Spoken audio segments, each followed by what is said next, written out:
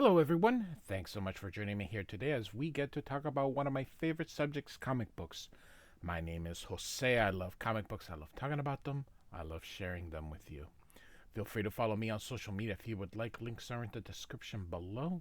I've also posted a link to the Marvel fan site that'll have plot synopsis and character bios for the story we're about to look today. So we are continuing Chris Claremont's run into X Men. I am using classic X Men for two reasons. Number one, this is how I discovered all these older stories.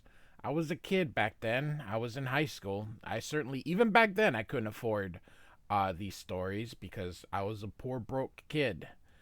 And so, Classic X Men was the way I discovered these backstories. By then, I was already collecting the X Men.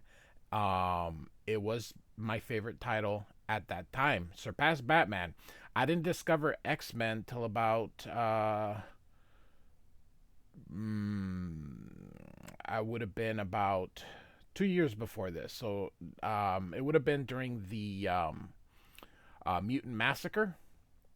So that's kind of when I started, and I went a little backwards, but not that far. So um, the reason I like classic X Men also for this is because the exposition that is in here, there's a little bit of a fill in that Chris Claremont uses to kind of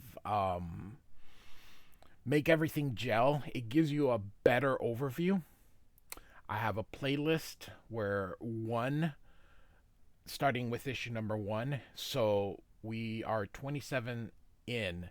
I'm going to be using Classic X Men until issue 44, which is where the last backup story was. After that, we're just going to do straight X Men because even though Classic X Men continued, there no longer was any more exposition or backup stories or anything else. It just became a regular comic book that was just reprinting stories from the X Men, but didn't offer you any of the other details. So, um, I like this cover by Kieran Doyer. I believe he does one more cover after this, and then Steve Lytle will take over as cover artist. The X Men here have fallen into. I know it's Terry Austin's signature that appears here, but Kieran Doyer. Oh no, there's Kieran Doyer's signature right here. Um, and showing the X Men, like I said, fallen to Alpha Flight. Um, it's pretty cool. So, this kind of will tell you why I choose. Here's the original cover by Dave Cockrum. John Byrne only has done like two or three covers. Everything else has been Dave Cockrum. So here it kind of gives you a plot of to the story. There's a new page, or the new pages that were inserted here. Um, it says here Classic X Men 27's new pages reveal political maneuvering behind the series over Alpha Flight's action. They also tie off dangling plot lines, explaining that after the X Men's departure, the Prime Minister rescinded his order to capture Wolverine. This issue also adds a new recap captions to the top and bottom of X Men 121 to fill space left by the deletion of the original masthead and credits. This is the last Classic X-Men issue to insert new story pages or make major edits to the reprint stories. Issues 28 to 34 still will contain backup stories, but from now on, X-Men reprints are largely unaltered. This issue's backup story, set between X-Men 110 to 11 and shortly after Classic X-Men 18's backup, explores the 10 love triangle between Cyclops, Phoenix, and Wolverine. So, there you go. All right, here is the full cover. I don't know about you guys, and I know, and Dave Cockrum, rest in peace. I really do like his signature, the way he does the M there in his signature. It's pretty good, but there's just something about the classic X Men one that I truly enjoy. So maybe it's nostalgia for me, but like I said, showing the X-Men defeated. Looks a little bit, I don't know, more grabs more of my attention, I guess. So, all right, and so here we go. And then here's the original credits, or for the classic X-Men, for the original story. And you can see here, Tom Orzechowski does not do the letter. He's um, uh, during this time he's sort of hit and miss, meaning he does some issues and others he doesn't. Eventually, he will be the full-time letterer of the X-Men, and here he does do the supplemental pages and the backup.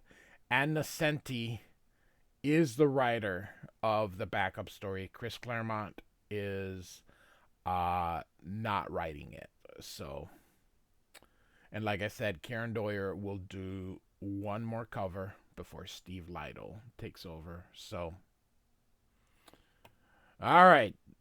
Shootout at the Stampede is the name of today's tale. So, we are still in Canada. And they're here saying here the Calgary Stampede is called the greatest outdoor show on earth, and during the year, well over 1 million people visit the vast recreational complex surrounding the fairgrounds. So here come the X-Men.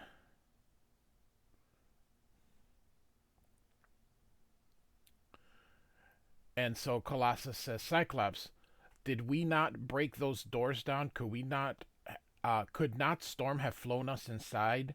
And Cyclops says, it's too risky, Colossus. Carrying both of us, she'd be a sitting duck. Besides, after what we've been through, I'm in no mood to be gentle, says Cyclops. And so you can see here Storm landing. And she asks, which way, Cyclops? And Cyclops says, you scout ahead, Storm. See if you can spot anything from the air. Colossus and I will search on foot. Be careful, both of you. We don't know yet precisely what we're up against. We can't afford to take any chances. So you can see here hiding in the distance. This would be Shaman from the from Alpha Flight. Not good. The X-Men obviously didn't intend on giving up Wolverine without a fight. At least I can ensure no innocents get involved once I scatter some magic dust across the entrance. The entire Stampede grounds will be sealed. So we're going to get a bit of a recap. As I mentioned, I have a playlist. X-Men coming from Japan, being forced to land, and Vindicator saying, I want Wolverine. Sasquatch throwing the airplane, Storm hiding them inside the blizzard, and fighting Vindicator. You know, everything we've already had in the last issue. So here in this panel, we kind of get to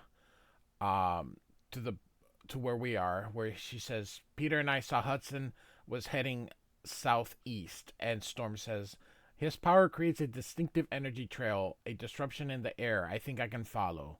Then what are we waiting for? So, and then here we go. All right, so Storm says, I've found them, as she flies back in. And so this is that new page here that was not in the original. It is a shame this is the last issue we get those supplemental materials, but we are going to continue on with the backups here. So we get an interlude, the Canadian federal capital of Ottawa. I'm well aware of your credentials, Mr. Hogarth, and your reputation as an attorney. In fact, the fact remains, I'm not about to wake the Prime Minister, no matter how much you threatened. And the lawyer here says, agents of your government, young man, smashed multi-million-dollar private aircraft in pursuit of a fugitive in the duly authorized execution of their duties as parahuman agents of the Canadian government. Should you wish to file a claim for damages, sir, the appropriate offices will open for business at 9 a.m. Now, if that's all, sir, the hour is exceedingly late and I have a full schedule tomorrow. So, suddenly, Japanese ambassador comes in. Ambassador, I do apologize, Sarazawa. I want the foreign minister now, he demands. I've just been telephoned, minister, by the Emperor personally. He is most perturbed. He and his government would like to know why your government is wantonly attacking the band of superheroes recently responsible and honored accordingly for single handedly saving Japan from total destruction and the hands of international terrorists. And he says, "You have me at a disadvantage, Ambassador. What the hell are you talking about?" The X-Men. The Weapon X situation, Minister. The cabinet was briefed earlier today. Blasted Keats, I thought you assured us everything was under control. So, we end the interlude here. So, exposition here that we're going to kind of build into how this is all going to kind of get resolved here. So, all right, so Storm says, beyond that building, Nightcrawler and Wolverine are alone in the center, some huge field. They appear unconscious. And Colossus says, Cyclops, should we be this direct? Suppose it's a trap. And Cyclops says, I'm sure it's a trap. But with just the three of us against Lord knows how many, we don't dare split our forces. Get the gate, Colossus, as you wish, comrade. And Colossus tears the gate out. It's a chain link fence, so... Cyclops, are we doing the right thing? If Wolverine is wanted by his government, and Cyclops says he's no criminal, or Professor X would never have tapped him for the X-Men. Yeah, says the guy who's gonna get Magneto to lead the X-Men in the future. We'll get there. Wolverine said he resigned from his government service, Storm. His people have no more hold on him. See anyone around? Storm says no, but they could easily be hidden. Then let's go. I guess the bottom line, Storm, is that Wolverine is our friend. And whatever the cost, the X-Men take care of their own. And so from behind, an admirable sentiment, Cyclops, but this time the cost may be more than you can bear. And of course, everyone turns around. What? And Colossus, by the White Wolf, which this is phrase like Beast says, oh my stars and garters. So, and we get the first full appearance of Alpha Flight, even though they appeared in the issue before. This is the first time they've assembled as a team here. So, Sasquatch, Shaman, Aurora, and for some reason I always forget his name, so I'm glad they put him there. North Star, Vindicator, and Snowbird. Vindicator eventually is called Guardian. So Vindicator says, we've no quarrel with you, X-Men. You can take your blue-furred friend and go. We'll guarantee you safe conduct into the States, but Wolverine stays, he says. And so, meanwhile, back in the main game, Misty Knight, Colleen Wing, and Banshee have arrived, only to find that we're too late. And then, of course, Banshee's still whispering because he is hurt from that battle against Moses Magnum. He can't use his powers. And the powers, his sonic powers is what also enables him to fly. So he's basically human-ish. So he says, it looks like it, Misty. So he's whispering because these are whispered lines. So he's more like, looks like it, Misty. If I were healthy. But I'm not going to read it like that. So if I were healthy, I'd be in there with me mates instead of hanging back out of harm's way. I'm taking a look around, and she's like, Sean, don't. And he says, relax, Colleen. Perhaps I can't use my sonic scream any longer. And, of course, it tells you, due to injuries suffered in X-Men 19, Classic X-Men 19. But I have other skills. And then he hits that invisible wall here. Misty asks, are you okay? Little winded. What did I hit? And Colleen says, a wall. Like the air itself has turned solid. So, inside, Cyclops is admonishing Vindicator. Last time you almost killed Moira McTaggart, not to mention us, and our flight crew a few hours ago when Sasquatch wrecked our plane. And he says, those were accidents. And Cyclops says, you seem to have a lot of them. That changes nothing. Our orders are to take Wolverine into custody. And, of course, Colossus is looking at North Star, who's a bit of a hothead. So Cyclops says, "Whether he wants to go or not, that stinks, mister. Considering the odds, Cyclops, you better get used to that smell," says Vindicator. And Colossus is like, "He is moving behind Cyclops. Beware, Cyclops." "What the?" says Cyclops as Colossus uh, moves his foot. You can see here the uh, lines here to indicate movement. So he's stomping his foot. And Sasquatch is like, "Hey, I fear treachery. Buster, your steel skull's rusting." "Sasquatch, no, I want no fight." And Wolverine fight. They were playing a bit of possum here, and Nightcrawler teleports, allowing Wolverine to get free.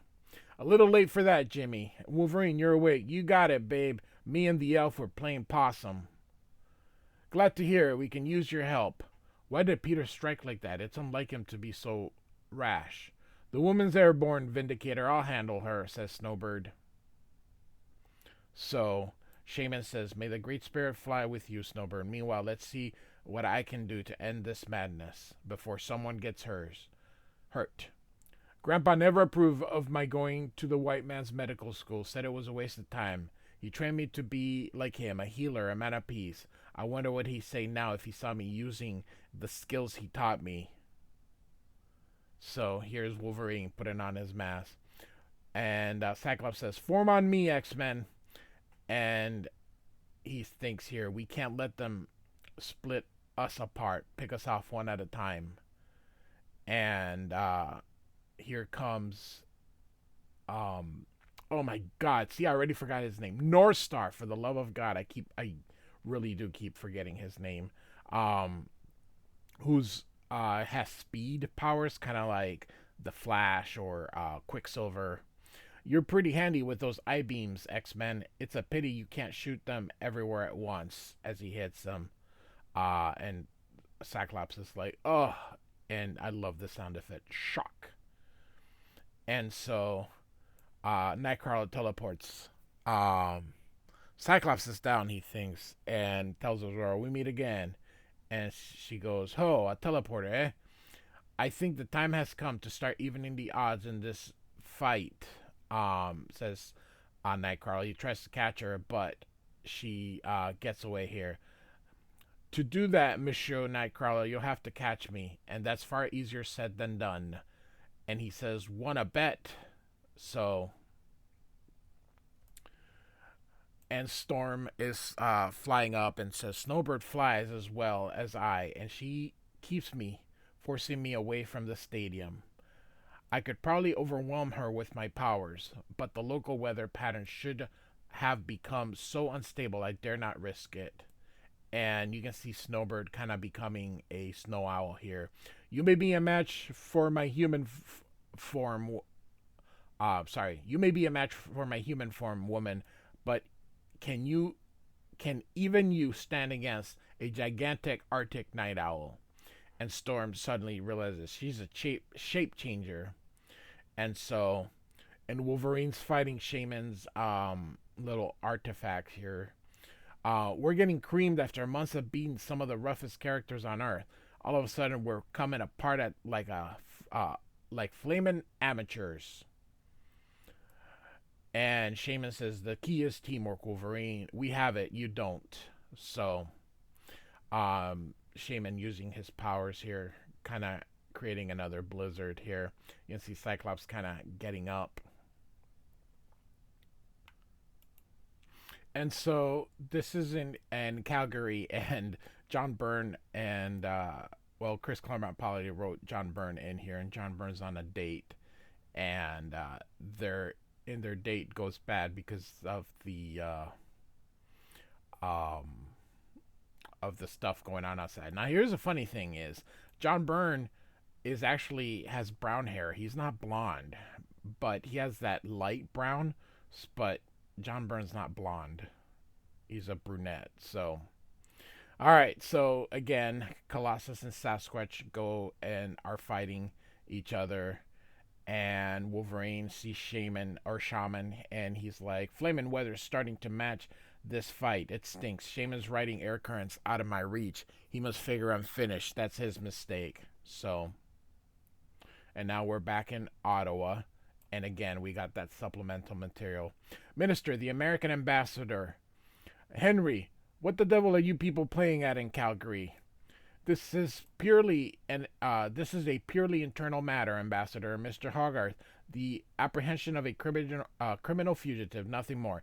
In Japan, Minister, Wolverine and the X-Men are national heroes. Their fate is a matter of our strongest concerns. And have you looked outside your window? You call that a normal winter storm? Even exceptional doesn't even begin to describe it. So, and its effects, Minister, are not confined to Calgary or Alberta or Canada. It's making the presence felt across the entire Great Plains. According to our meteorological experts, if its current growth curves continues, there'll be snow in the Caribbean by morning. I'm sorry, Henry. If this is the cost of reclaiming your precious Weapon X, it's too high. It may already be too late. And so this guy ends up calling the Prime Minister and says, Prime Minister, sorry to awaken you, sir, but we've a rather serious situation here. So, alright, so back to the fight here. Here comes Wolverine. I should have known Hudson wouldn't let me go. I probably cost too much flaming money. I just wish I was going this route alone. I don't want the X-Men skagged on my account. And suddenly, Vindicator throws his thing. He says, Hudson, and Vindicator says, Vindicator to you, mister. Quit being stubborn, Wolverine. Say the words and the battle's over. So, North Star is as fast as Quicksilver. Almost impossible to hit, especially with my head still ringing from that punch he gave me. Colossus, if you don't win a fight with your fists alone, you've got to use your brain, man. Use it, says Cyclops. And so he ends up doing like a judo move to throw Sasquatch to it. And so here, these people are like, the wind's picking up, it's getting too cold, etc., etc. So, and here comes Aurora here. And so Aurora flies here and says, no sign of Nightcrawler. Strange, I thought he was right behind me. If times were different, this would be fun. But they aren't. I wish I was more like my brother, Jean-Paul. He's been a scrapper from the day he was born. Myself, at heart, I'm a lover. And you can see here, Nightcrawler appears and scares her and gives her a kiss. And she's angry, and she's like, you elf! And so Wolverine and Vindicator kind of keep fighting here. Wolverine says, just like old times, Mac, you never gave me a choice about joining your tin pot Yukon Avengers. Why should you start now? And he says, Logan, it's not that simple. Heather and I gave you a home, a chance to be human instead of the feral wild man you'd been. If you're anything today, it's because of me. Modest Mac as always. What I am, bub, is free, and I'm gonna stay free or die, so... Suddenly, the storm gets even more out of control. Winds of 200 miles an hour, which is, it'd be a very destructive. Anyway, the snow turning into ice, falling like knives. So, Wolverine even says, holy, and Vindicator's like, Shima, what is happening? He says, I do not know. So, things are getting out of control here. Snowbird's coming in closer with every pass, yet I dare not use my powers. Goddess, the storm is out of control. Shaman, what have you done? He used his spells to whistle up a great storm, assuming that it could be as easily turned off as a light switch. I can't waste any time. It may already be too late. First, I must deal with Snowbird, so she takes off her cape and grabs her hair. I should have thought of this before.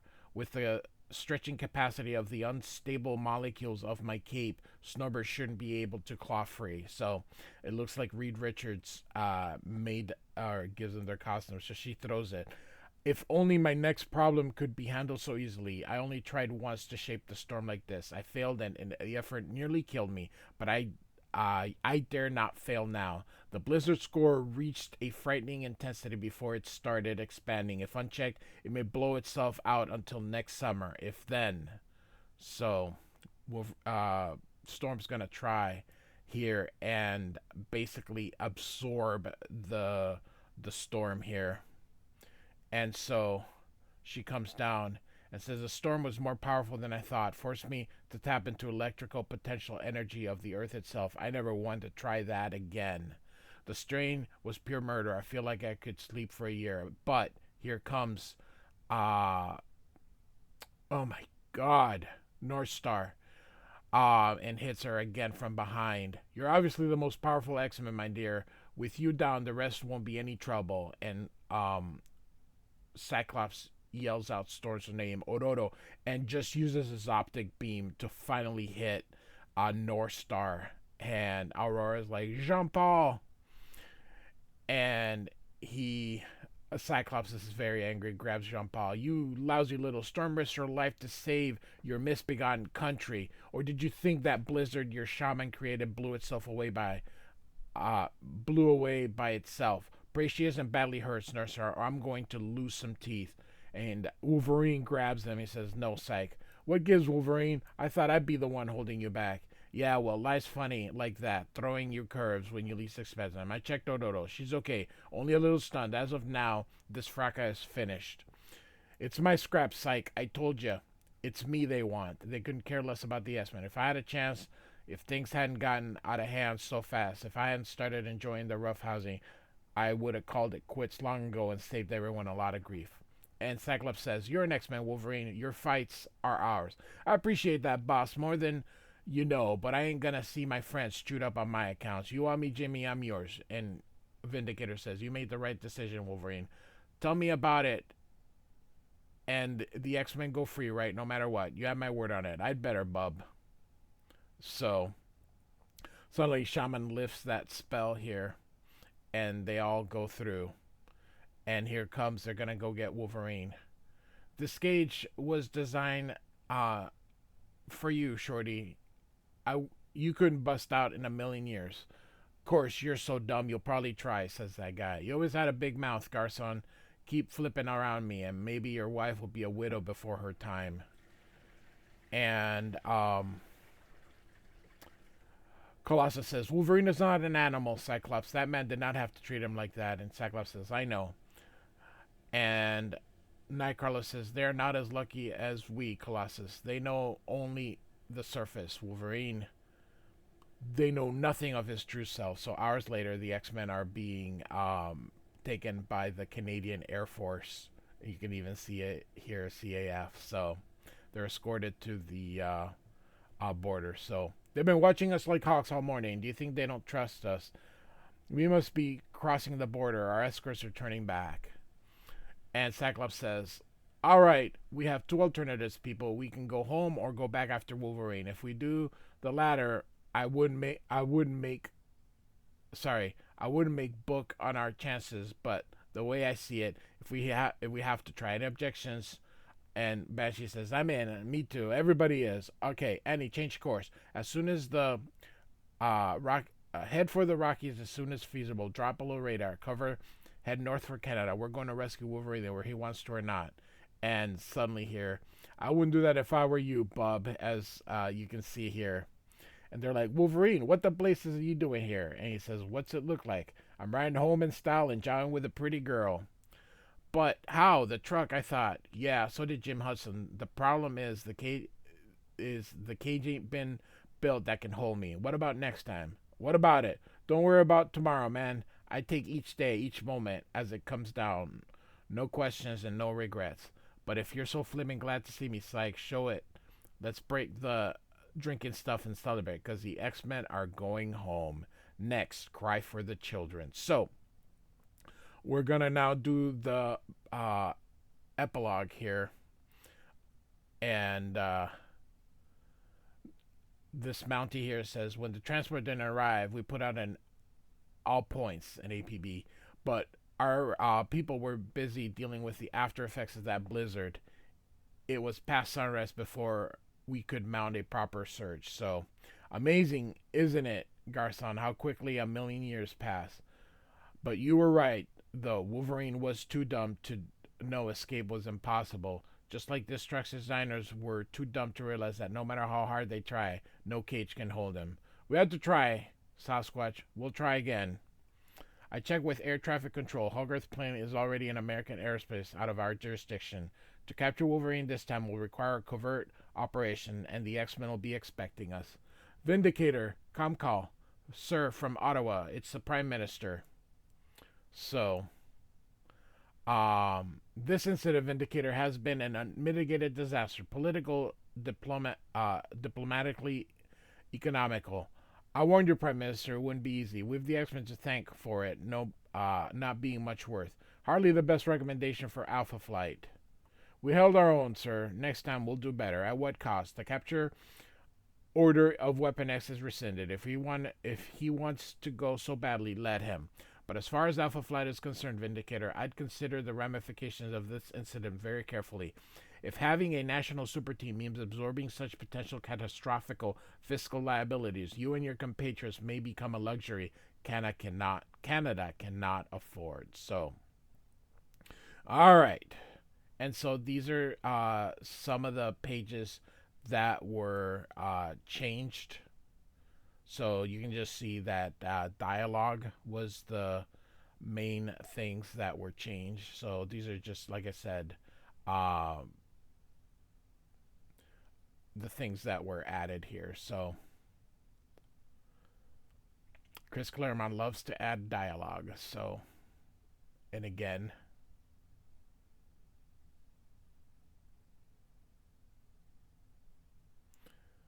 so a lot of stuff being changed by Claremont. So here we go. The backup story. Adna Senti and John Bolton. So we start with this janitor. He's putting in some to declog stuff, and suddenly you hear this, and this thing comes from in there, and it's probably gonna kill him. The tale of our story is called Backlash, and so Cyclops is here. They're gonna get a burger, and he's like, "Wow, what a looker!" And Cyclops says, "The redhead, yeah, she your gal?" And says, "Sure is." And he's like, "Geez." And so we got Wolverine who's hitting on Jean Grey. Of course, there's this tension always, but both of them have sort of moved. All three of them. I don't. Is Cyclops still married? No, Jean Grey died again. I don't know. There's so much. she, she dies, she lives, she dies. I don't know. So, because I know Cyclops was with the White Queen. I'm telling you, the X-Men have gotten so complicated. That's why I love these simpler times. So, Wolverine is hitting on her. So, says, "You got to deal with it, baby. Deal with what?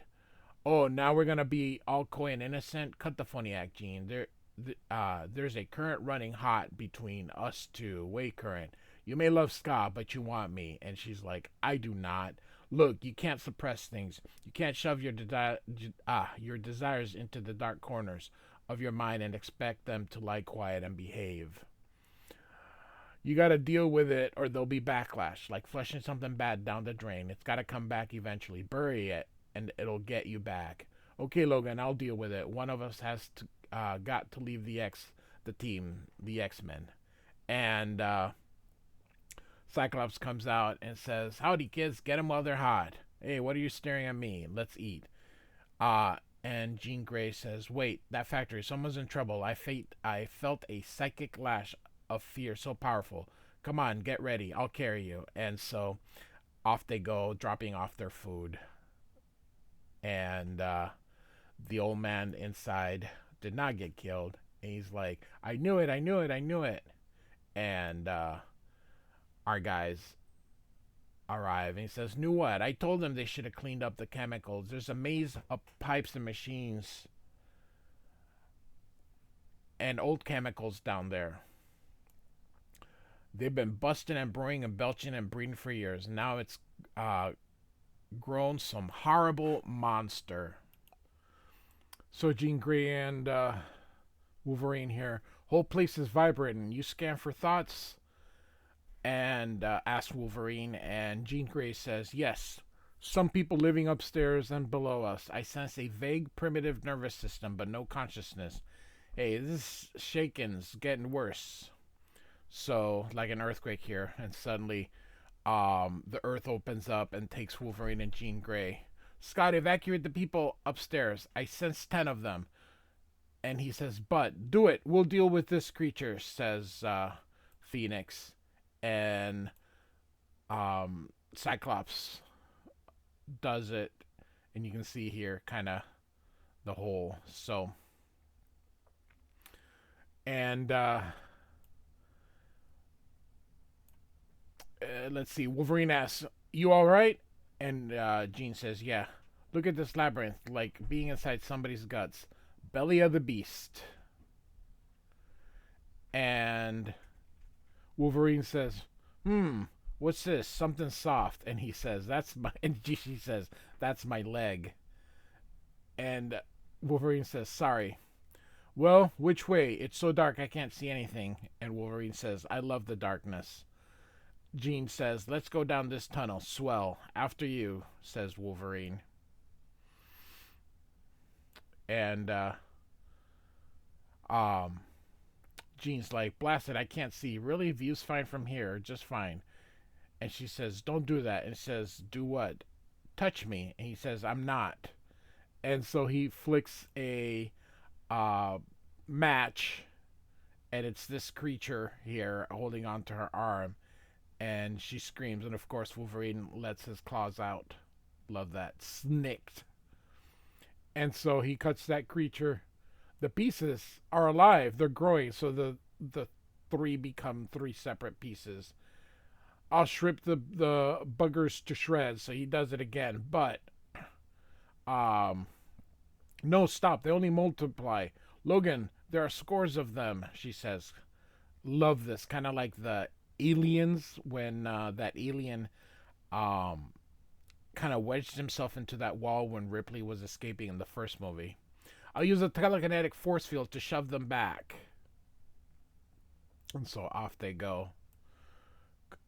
All quiet, a moment's calm, and Wolverine says, I don't know about that. I can smell them real close, shifting, squirming, growing, closing in, rearing their ugly heads. And she says, Logan, cut it out. And so, got a nice vertical panel there. What's the matter? Why so nervous? I'll protect you. I'm right here, right up close behind you, watching every move you make. Logan, please, we have to deal with this creature, she says. The creature? Yes, let's deal with the creature. Maybe it's the monster from the id. And she says, you're not helping. Remember the old 50s flick? The guy suppressed his anger and it created a... And she says, shut up. I love the using of some dry brush here. Hold still. I sense them nearby. Oh, yeah. Let me just move a little closer, huh? Yeah, I can smell them. Little sneaky snakes moving in for the kill, says Wolverine. They're here. Horrid thing, so she's using her telekinetic to hold them back. Tough, determined buggers. They're pushing on your TK shield. Gonna bust their way in. Yep. They want in, alright. Looks like we're gonna be smashed together here. Getting hot and close. Inevitable. So, Wolverine, this is not a game or a joke. We could suffocate and die. And Wolverine says, what a way to go, as they're kind of surrounding. And she says, you're impossible. And Wolverine says, why don't you relax? There's nowhere to go. Not that I mind you wiggling around, he says. So, enough. We've got to figure out how to kill it. And Wolverine's, the two of them are sweating because it's getting hot. Why kill it? I like it. It's dangerous. It would kill us. I like danger. It'll be fun. Let's go with it. And Jean says, Logan, do you mind? Move your knee. Look at him. So disgusting. And Wolverine is like, I think they're kind of cute. I could use a blanket TK blast to shove them all the way down, but all the chemicals down here, the whole building would blow. It could save us, but nah, let's just curl up and let it happen. Why resist fate? And she's like, Scott, what's this, a little telepathic cry for help? Don't call on your conscience, Jean. It's no help. Quiet, I'm scanning for thoughts. Everyone's left the building, and Scott's giving me the go-ahead. So, let's do it, says Wolverine. Ready? Yes. And suddenly he says, "Come on, Jean, come here, deal with me." And she's like, "I." So as their mouths are coming together, and then they're surrounded, and then whoop, as the sound effect says, and off they go. And fire and the phoenix. And the people are like, "What's that?" And Scott's like, "We'll see." And you can see the phoenix here. "Jean, are you okay? Was it horrible?" And the three of them are here, and it's like, "Best time I've had in months," says Wolverine. So this would have been the back cover for the issue here. Classic X-Men was cover to cover, no ads. So, all right, Classic X-Men number 27, by Chris Claremont, John Byrne, Kieran Doyer with the supplements, and Ann Nocenti and John Bolton on the backup story. Like and subscribe. I do thank you for listening. Goodbye.